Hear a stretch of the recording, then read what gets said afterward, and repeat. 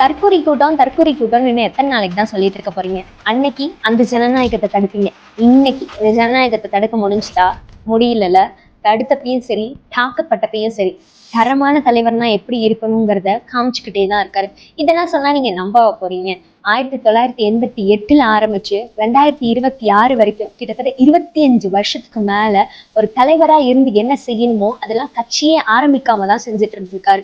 இப்போ கட்சி ஆரம்பிச்சு செய்யறாரு, அவ்வளவுதான். எங்களை பொறுத்த வரைக்கும் எல்லாம் வித்தியாசம். எர்த்துக்கு வாக்குக்கு ஃபண்ட் ரைஸ் பண்றதுல இருந்து எல்லா ஃபிளெக்ஸுக்கும் ஃபண்ட் ரைஸ் பண்ணிட்டு இருந்தாரு. எஜுகேஷனை கண்டினியூ பண்ண முடியாத ஸ்டூடெண்ட்ஸ்க்கு ஃப்ரீ எஜுகேஷன் கொடுத்துட்டு இருந்தாரு. கேன்சர் அவேர்னஸ் ப்ரோக்ராம் நடத்தினார். பிளட்டுக்காக தனியா ஒரு ஆப் ஓபன் பண்ணியிருந்தாரு. ஸ்டூடெண்ட்ஸை எஜுகேஷன் கண்டினியூ பண்ண வைக்கணும், என்கரேஜ் பண்ணணும் அப்படின்னு சொல்லி 10th 12th ஸ்டூடெண்ட்ஸ்க்கு எல்லாம் ப்ரோக்ராம் கண்டக்ட் பண்ணாரு. ஜல்லிக்கட்டுல ஆன் ஃபீல்ட் நின்று அந்த ப்ரொட்டஸ்ட்காக சப்போர்ட் பண்ணாரு. இப்படி தற்கொலை கூட்டத்தோட தரமான லிஸ்ட் பெருசா போயிட்டே தான் இருக்கும். ஆனா பாவம், என்ன பண்றது? இந்த லிஸ்ட் எல்லாம் சொல்லும் போது யாரு தற்கொலைன்னு தான் தெரியாம போயிடும்.